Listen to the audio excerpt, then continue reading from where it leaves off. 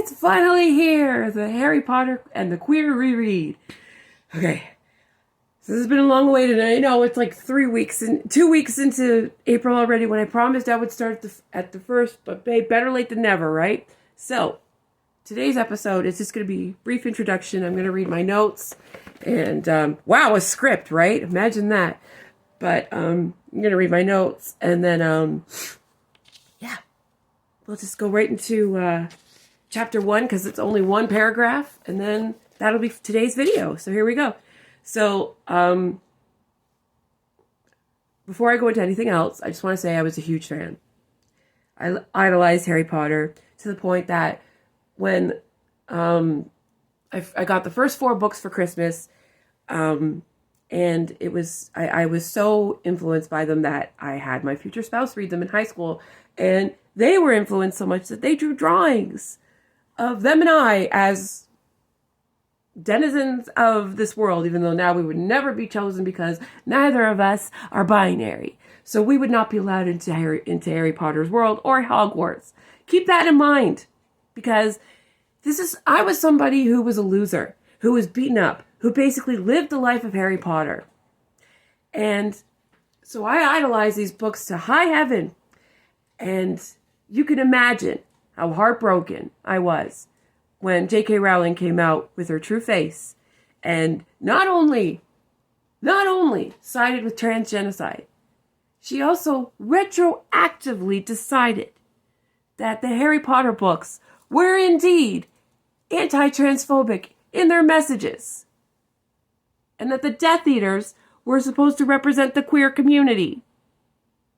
And I'm going to be proving to you how that retroactive claim is false. Because in these books, there is nothing more queer inviting than these books. And as we keep going, you will see why. So I'm going to read my introduction. I wrote this a month ago, so forgive me. I've decided to use this ironically defective notebook to record my notes as I reread the Harry Potter series for the final time. Yes, this will be the final time. I will be reading them in release order, and will divide each part by book and label each chapter. Additionally, I will include page numbers and occasional quotes to reinforce any points that I make. I will be evaluating this series as a white, yes, queer, autistic, trans person, and as such, I will be reflecting on how it feels to reread this series as an adult versus when they came out, brackets, in my late teens / early 20s, and brackets. I will also do my best to address as many issues and concerns brought up by myriad people regardless of my own limited backgrounds, including racism, fatphobia, pro-slavery, transmisia, misogyny, in parentheses femininity, sexism, and homomagnesia, including especially regarding AIDS. Finally, I will provide final thoughts and conclusions and once finished reading and making notes. Blah, blah, blah. Thank you for reading me. This is what I mean by defective notebook. Okay, so this was on while the books were coming out and finishing, I worked at a bookstore, and this book was put in clearance for an obvious reason. The doggy's upside down, so I used that book. And okay, so I did make a lot of notes for chapter 1, mostly because there's not a lot to say about it. It's just establishment.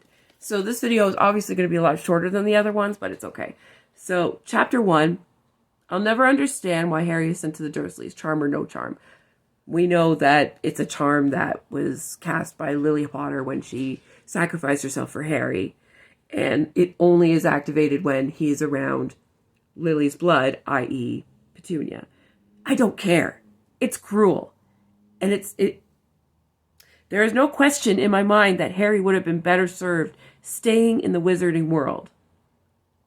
Being a little spoiled is way better than being beaten and starved. And you can't say Dumbledore didn't know either, because he did. McGonagall watched them all day. She even protests. And I put in parentheses, page 15, if you want to check it. I'll never understand why or how Dumbledore expected this to work. Also, and it didn't work, because later on we discover that the Dementors can have access to the Dursleys. So what was the fucking point of all of this bullshit? Other than sadism. And also Hagrid's proportions make zero sense, half giant or not, on page 16. Trust me, you'll understand when you read it. They don't even wait to make sure Harry is found. Okay, they leave him on the doorstep, asleep, with a note, and that's it. They just run away. These people are the worst. Like, these are the heroes? Okay. Anyway, like, they don't even ring the damn doorbell, and the baby isn't found until the morning. Harry was outside risking exposure on a summer's night. I get it. On a summer's night. But still risking exposure. For what? For what? Just ring the damn doorbell and wake them up. I feel sad when rereading this. Like, they don't even wait to make sure Harry is found. And usually I have so much excitement when reading these books. Now all I feel is a sense of deep dread. Because I know what's coming. And I know what's been said. And I know what's been told. And I know exactly what's coming. And I'm not looking forward to it. And considering the amount of notes that I made for chapter 1 alone, yeah, it's going to be a doozy. I don't know what I'm going to make of my reread. I don't know what I'm going to exactly conclude.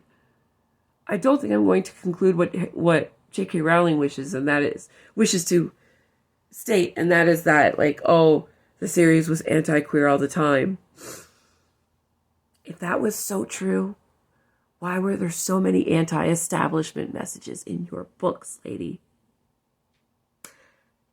I don't understand. Like, is it queer baiting? It feels like queer baiting to me. Anyway, that's my thoughts for the first video. If you like the series, follow it, blah, blah, blah. Obligatory YouTube shit. I don't get paid for this. I don't do ads. This is all just for fun. So please like. Bye.